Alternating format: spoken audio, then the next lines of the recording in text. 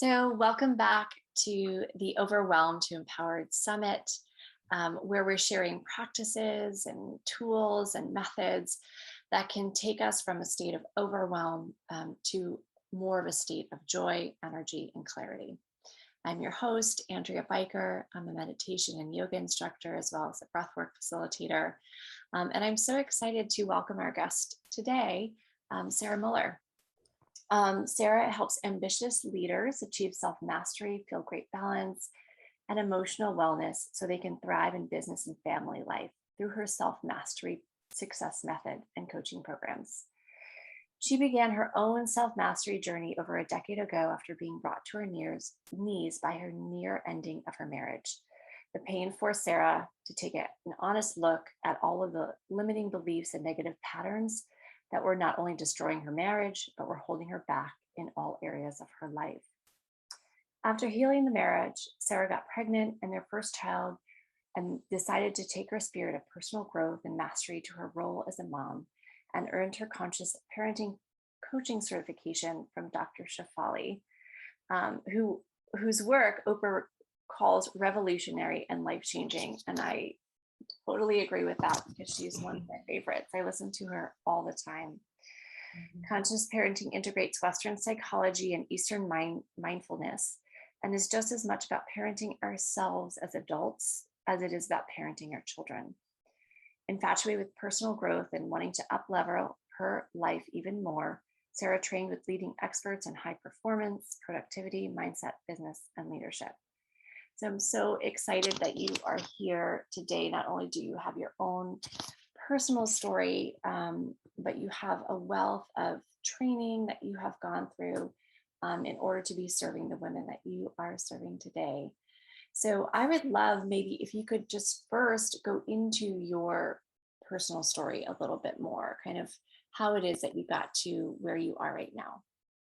Sure. So I created this journey of self-mastery that I've been on and am still on. I don't think that we ever fully arrive. I think it's a continual evolution of our own growth and our own awareness. But about 10 years ago or so, I was just not feeling that great in my life. I was burnt out. I was stressed out. I was overwhelmed. I wasn't present with my family. I was angry at my brothers and my parents. I was working out 5 times a week, but I was lacking energy and motivation.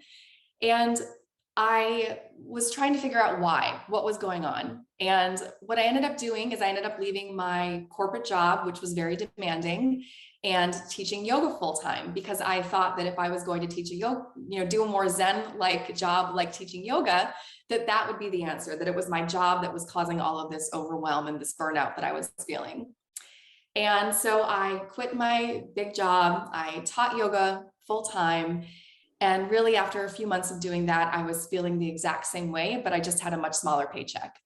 And so I realized that it wasn't the job, it wasn't the outside circumstance, it was me. And it was at that same time that I was brought to my knees, as you read about in my bio, by, excuse me, what I thought would be the ending of my marriage.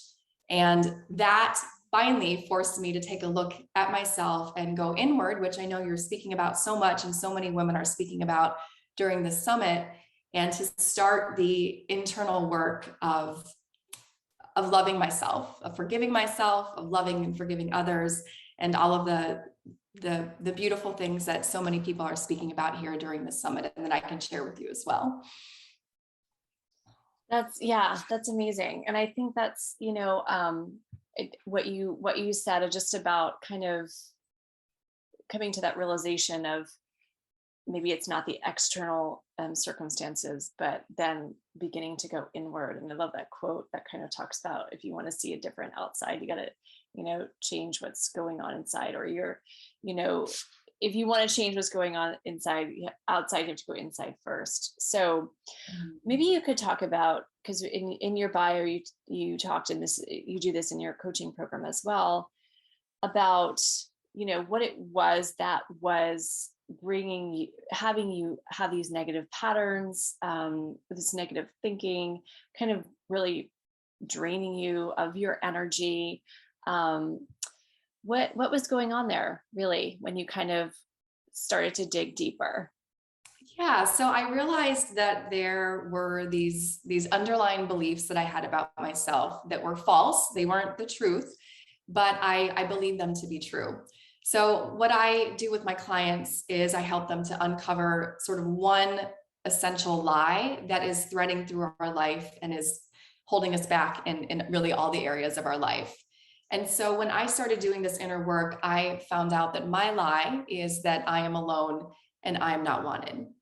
And so that's clearly not true. You know, I'm not alone and I am wanted, but that is something that I believed about myself. And to just put it in a very simple story, this came about when I was a young child. And I remember one specific incident. I have two younger brothers, and it was the weekend, and my dad was getting the cars ready to wash. He liked to wash the family cars on the weekend. And he said, "Hey guys, hey boys, why don't you come out and help me wash the cars?" And he didn't invite me to join them. And so, you know, my dad was not trying to harm me. He was not trying to exclude me, but for whatever reason, he only asked my brothers at that moment. And so when I experienced that experience, I interpreted it to mean that I am alone and that I'm not wanted. And that manifested and kind of became more solidified a few years later when my parents divorced and my mom moved my brothers and I to her hometown in Minnesota. My dad was in a different state. And again, I believe that the reason that he wasn't with us was because I wasn't wanted. That if he really wanted me and loved me enough, he would stay with my mom and be with us.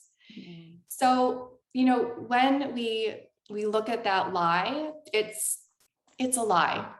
But we build up our entire lives from the kind of jobs that we do and the relationships that we have in our friendships to make that lie seem truth. Because when we're a little kid, and a lot of our conditioned thinking that you and I spoke about a little bit, and a lot of all of the way that we view the world happens in our early childhood years before the age of 7. Whether we view the world as a safe and abundant place, or whether we view the world as a scary and a place of lack, a lack place. Yeah. So at that point, it was this lie that was made to protect me, right? It was my child mind doesn't have the ability to make sense of the world and to understand, hey, you know, dad just wanted to invite the boys. It doesn't mean that he doesn't love you. It doesn't mean that he doesn't want you. He just decided to invite the boys to wash the car with him. But when we're little, we don't have that mental ability yet. And if we don't have parents who are conscious enough to see that we're trying to make sense of the world, we create this story or this lie about ourselves because it helps to keep us safe in that moment. Right. But what we see is as we grow into adults, it starts to hold us back. It starts to make us overwhelmed and unfulfilled. And so that's when we need to start, okay, realizing that it's not the truth and start breaking it down. Right. Right. Yeah. Because we have so many of these beliefs. I think it was something like 90% of our thoughts and behaviors by the time we're 35 is part of our subconscious programming. So it's really, um, and they are dictating how we're living our life. Right. And so, how we need to come into awareness or kind of get aware of what it is that is exactly like you were saying, like these beliefs about ourselves and the world that are really creating the life around us. And I think, you know, it's something that by yourself you can't really do that easily, right? It really does help to have somebody support you in that process. And so, I mean, and just even thinking about it sometimes, and it's kind of like sometimes I get a little bit overwhelmed as a mom, you know, thinking about how important those first 7 years. I didn't really come to this awareness until my kids were, you know, closer to the higher end of the 7 years old. And it was just like, oh God.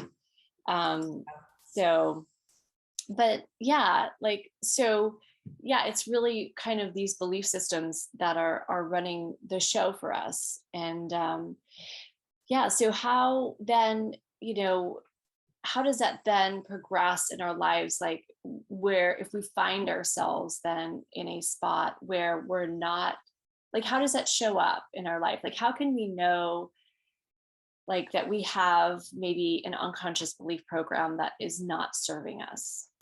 Sure. So, and I wanted to speak to one thing that you said before I answered that question about, the, oh my gosh, what am I doing to my children? Because my client, I have those same fears. My Yeah, clients have those same fears.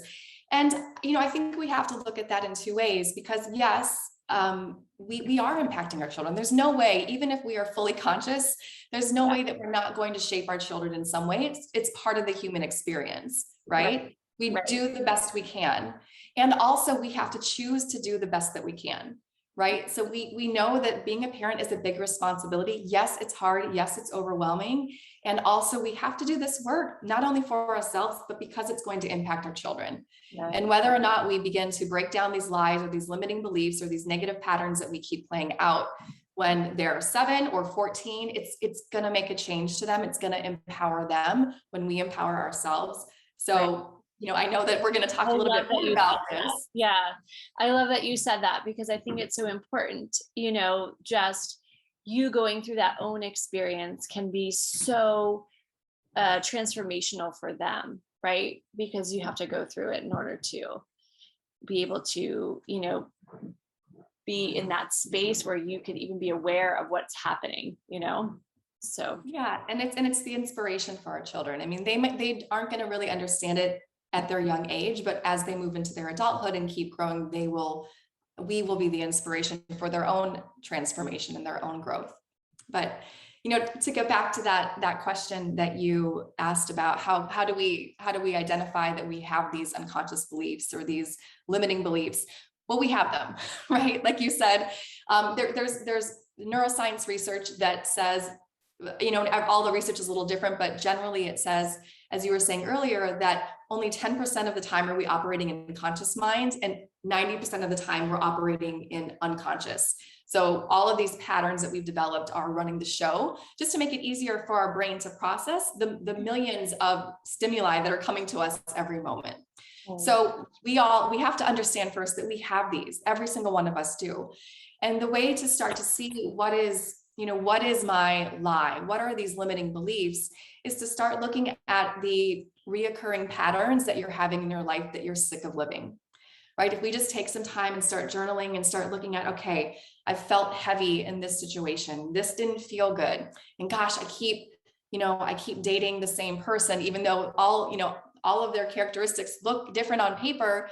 I'm experiencing the same thing in my relationships, or I keep changing jobs and I'm still feeling this way. We do the detective work of starting to see, well, what are these recurring patterns that I'm really sick of living, and I think that when we start to see these patterns, a lot of us start to blame the job or blame the person or blame our upbringing or blame the city that we live in or whoever is the president of the United States at this moment or the weather outside. We tend to blame outward, but speaking of that most important choice that we can make to empower ourselves and to move past the overwhelm, when we start to see these reoccurring patterns, this is the time to come inward and choose full responsibility for ourselves, to understand that there's no blame. We have to really blame ourselves. And I'm not saying that without love and compassion. I'm saying that with love and compassion, because once we finally take full responsibility for the results of our life, for how we're feeling, that is the only way that we change. right. So that Right. was a bit of a long answer to your question, but I hope that is what you were looking for and helped. Yeah, no, absolutely. And I think that's really huge. And I think that, you know, I, and this is kind of a reoccurring thing that's coming up with a lot of the interviews is that kind of really beginning to slow down and really start coming into awareness of the things that you're saying, the things that you're doing, and either, journaling them, to kind of, and I like how you put that, becoming your own detective of your own life, to figure out where those hangups are, where those like beliefs are, where they're showing up for you in your life is where you can start to begin to go deeper. Our lives are the space in which we can really uncover what it is that is triggering us and where those limiting beliefs are. and where we can begin to go down a little bit deeper. Um, so I really love that. And so how, I guess, it's a, maybe you could talk a little bit about the process, since you've been through it yourself and you help your clients through it. And like, is this a long drawn out process? Is it something that, like, how can people start to go about doing this? Because I know that they're like, the awareness around this, the consciousness level around this is beginning to open up, I feel like. And I think a lot of people are hearing about it, but it seems something like so new. And how do you, so maybe you could go into that a little bit more. Yeah, I mean, I take my clients through a 16-week process, and we are focusing on a lot of things, but I'll just share some pieces of it that I think are really important. And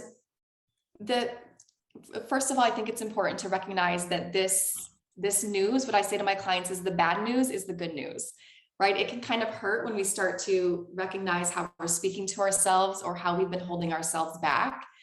And I said that we need to blame ourselves, but I said with compassion, and that means compassion to take action.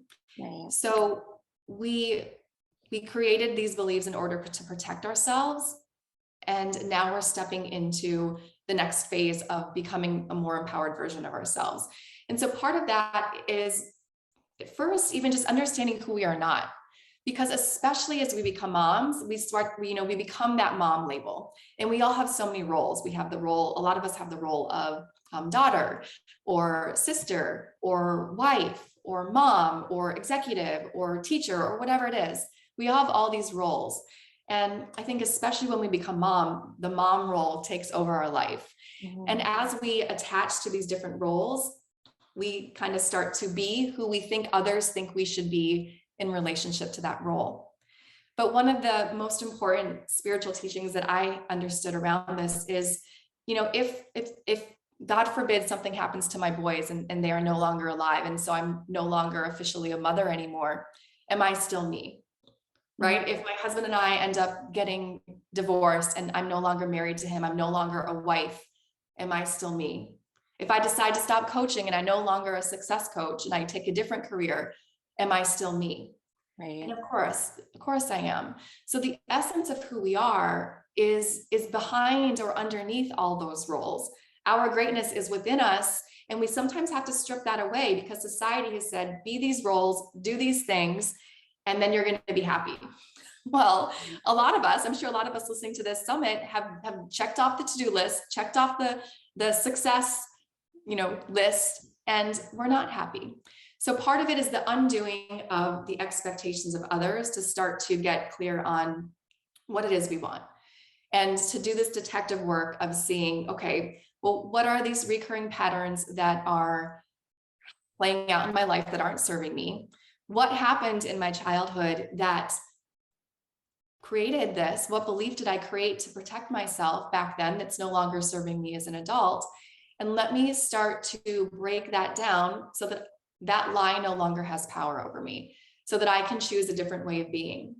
So, my lie, I am alone and I'm not wanted, choosing a different way of being might be of connection. And so when I see that lie start to show up, we have to notice what our defense mechanisms are. So, my lie, for example, I am alone and I'm not wanted. The way that I protected myself with that lie was I became really independent and I became very strong-willed and I didn't need to ask for help for anyone. And that led to some of my greatest strengths, but it also led to some of my greatest weaknesses, like almost the ending of my marriage and lack of close friendships and being in a career where I was needing to overperform because I didn't feel good enough about myself. Right. So when we start to see those defense mechanisms play out, those are a pattern as well. And we'll start to see those in all of the different important areas of our life. Again, the detective work. And now what's something else I can choose? Like I said, mine would be connection. How can I step into a new way of being of connection?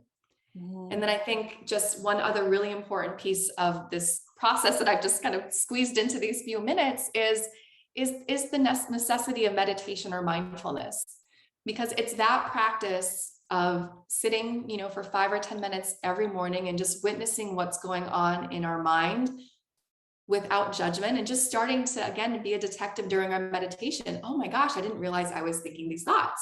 Like when I first started meditating, I realized that I was like constantly singing songs in the back of my mind. Oh, really? And when I'm constantly singing songs in the back of my mind, there's no space for creativity. There's no space for intuition. But the practice of meditation is such a great tool to start to make that 90% of our mind that's unconscious more conscious, so that we can then choose differently. Right. Oh my God, you're saying so many amazing things. This is like such a great interview. Um, so also I love, I know you said talking about, it all comes back to our responsibility, right? And we are the one who start to make the choices. And when you start to want to change things in your life, you're going to get a lot of pushback, right? You're probably going to get some, it's going to be hard. There's going to be a lot of chatter in your mind. There's going to be pushback from the people in your life, because we kind of build relationships on these old patterns, right? Of the way that we were operating. So do you have any insight on that as you kind of move forward? And you've made this choice to kind of start moving forward. What You're going to hit some roadblocks, so maybe just go into that a little bit more. Yeah, I think that it's mostly important to recognize that those roadblocks are going to be there, and that resistance is going to show up. And the resistance is part of the process of transformation. Your mind is wanting life to be easy. And as it's processing all this data, if it can kind of funnel everything into the patterns that it's used to, in the brain's interpretation, life is easier. And now you're starting to be aware of these thoughts that you never were aware of before. You're starting to want to shift the way you're responding. You're starting to want to hang out with people who are more uplifting and read things that are inspiring versus fear-based. So the mind is going to push back because it's different than what it knows. And so we have to just understand that that's a part of the process. That means that you are pushing your comfort zone, and it's to be expected. So that's the point where I tell my clients, lean on me, bring that resistance to me. It's part of the process. You can bring that resistance to your journal. You can just know that it's part of the process and say, well, what is this trying to teach me? Because what we resist persists. Thankfully, the life is kind of pushing us forward to grow into our greatest selves.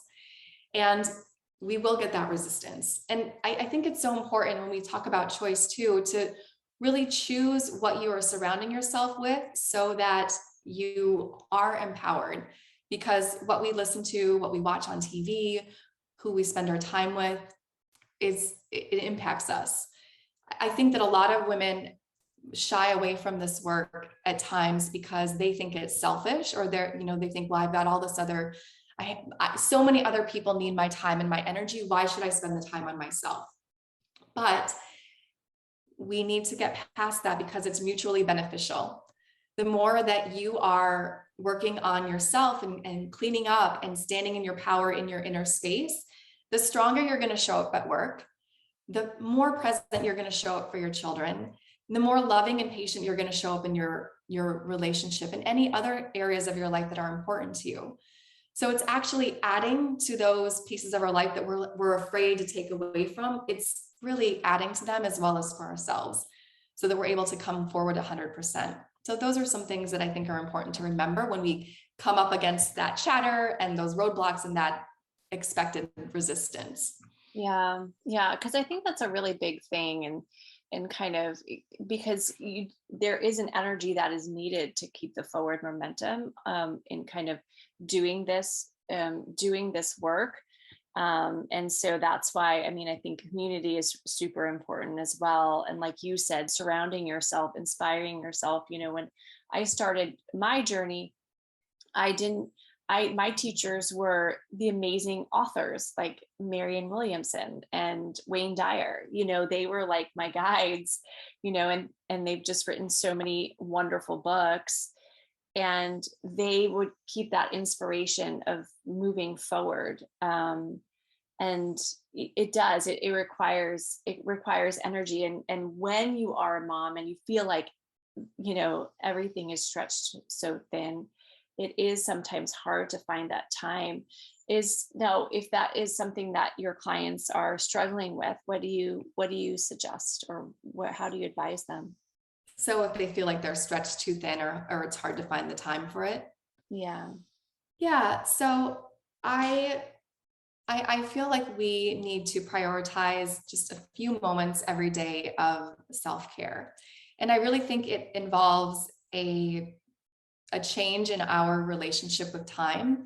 Because yes, I understand that we, especially as moms, have a lot of responsibilities and a lot that we have to do.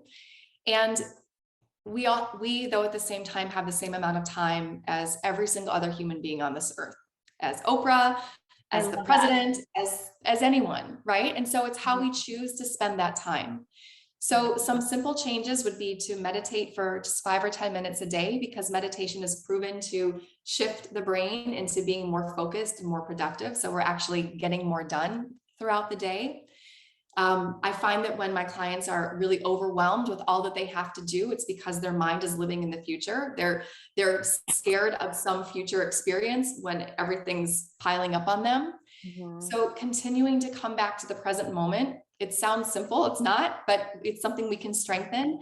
So when I'm overwhelmed, if I'm feeling stretched too thin, it's because I'm often looking to the future. But if I can come back right now and say, okay, what's the one thing I need to do right now? What's the one thing I can do right now that is going to make me feel better? And I think that another reason that we feel stretched too thin is because we have a lot of this emotional baggage that's pulling us in a lot of different ways. And so while it might feel inconvenient to take the time to do this work, it's necessary. And Yeah. and so I strongly encourage to be able to carve out. I mean, there's so many different pieces. Because of my lie, I was afraid to ask for help. And so I thought I had to parent perfectly. And I was embarrassed if my kids had a meltdown in front of others. And I wanted to be this perfect mom. And I was too, I didn't want to burden anyone. So I didn't want to ask for help. So all these little things go into our feeling stretched too thin. We Right. aren't by ourselves. We can make shifts even with our partner. If we're a parent, we have a partner, most of us, or can gain support from community, but being willing to reach out so that we can take the time to do the work for ourselves. A lot of us spend a lot of time numbing out on social media, watching TV that doesn't serve us, so many other things. And so if we really look at how we're spending our time, the time is there. We just need to choose not to make excuses and choose instead to come back to that most important choice of taking responsibility for how we're spending our time and staying in the present as we do so. Yeah. Yeah. Yeah, and I'm just going to add one thing to I think a lot of times, sometimes when you kind of go back down like a little bit deeper with that as well, there's I know this was the case for me, there's a lot of issues of self-worth, right? Of like really kind of prioritizing yourself, like you said, and giving yourself that time. And that's one thing that was very powerful for me, in that the consistency of showing up for myself every single day. And even though, right now, I think it's very important in the beginning to be showing up every day for yourself, because it's really, you're proving to yourself that you are worth it. You are worth the time, those 5 or 10 minutes or whatever it is, however much time that you dedicate that particular day, but showing up every single day to that higher self that you see for yourself, is showing like, I believe that that is there. That is a possibility for me. I believe that that can come about, that can manifest. Yeah, I love that. I think that, that's why I think our mornings are so important. And I know for moms, especially moms with young children, it can be really hard. But as soon as we get to a point where we can even take 5 or 10 minutes for ourselves in that morning, because it sets the tone for our day. And I, of course, would, encourage meditation. But any other thing where you're just filling your cup and you're, like you said, showing up for yourself every day for a few moments to honor yourself, because you already have a full cup then as you're heading out into the rest of the world, and the rest of the world's like punching you and knocking you over and spilling Right. out all that goodness. You're already full. You know, Right. and I think it's important that we understand that we live in a culture that really doesn't want this for women. We Right. are consumer driven. What's that? I'm so glad you brought that up. Yeah, like we live in a culture that's consumer driven. And so it's easier for us to go and buy a bottle of wine or buy a new handbag or online shop or spend more time on social media where the advertisers make money from our attention. And that is fueling our consumer culture. That's good for them, but it's not good for us. If we would actually do the work of caring for ourselves, we don't need to lean on those outside things for what we think is going to make us feel good, but is only a short-term feel good versus a long for the rest of your life feeling good. Right, right, and right, and that like real empowerment.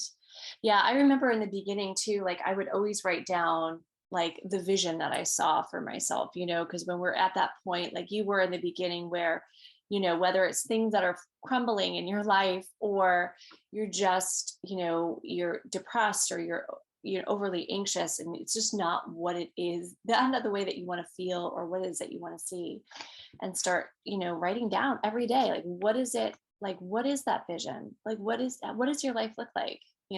That can be really powerful. And that can start filling up your cup because it's kind of like, well, I'm telling somebody, and I know I want it to be like that. Yeah, I do with my clients, I suggest, and I've done this exercise for years as well. My morning routine, like my minimal morning routine is a 10-minute meditation and a reading of my daily affirmation. And my daily affirmation is just that, exactly what you said. It's basically like the mission statement for my life, who I want to be, what I want to become, what values are important for me. And just reading that every morning, it reprograms our brain to start thinking these positive thoughts about ourselves versus these unconscious limiting thoughts. And we start making choices then that are aligned with who we want to be versus the patterns we've been living out for the last 20, 30, 40, 50 years of our lives. Right, right, right. Yeah, and it's not going to happen overnight, right? It's something that you need to be gentle with yourself with. Mm-hmm. Well, Sarah, this has been an amazing interview. I really appreciate your time, and just your experience and sharing your story, with me and with everyone. And I really think that this is a lot of women are going to really resonate. Maybe you could just share if somebody's interested, in working with you or just finding out more information about what it is that you do. Where can they look? Yeah, so my website is joydiscovered.com. So it's joy and then discovered with an ED at the end, joydiscovered.com.